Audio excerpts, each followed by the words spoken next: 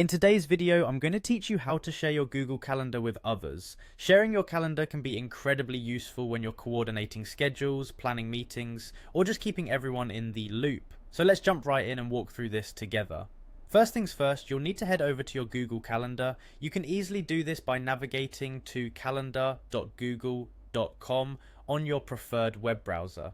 Once you're there, if you haven't already signed in, just use your regular Google account credentials. Now that you're on the calendar page, take a look towards the top right corner. You'll see a little gear icon. Go ahead and give that a click. This will bring up a drop-down menu, and from here you're going to want to select Settings. This option will take you into the main settings area where you can manage various aspects of your calendar. As you scroll down through the settings, direct your attention to the bottom left side of the page.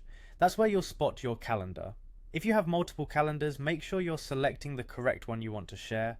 Once you've selected your calendar, look for the Shared With section. This is where all the magic of sharing happens. Click into this section and you'll see an option that says Add People and Groups. Clicking on it will allow you to start adding the individuals you want to share your calendar with. After clicking Add People and Groups, you will be prompted to enter an email address. Here, simply type in the email address of the person you want to share with. If you've got multiple people in mind, don't worry, you can add more than one email address. With the email addresses in place, you'll notice a permissions drop down right next to them. Clicking on this will reveal a few options. See only free/busy, hide details, see all event details, make changes to events, and make changes and manage sharing. Choose the permission level that best suits your needs and the level of access you want to grant to your recipient. Once you've got everything set up just the way you want it, there's one final step left.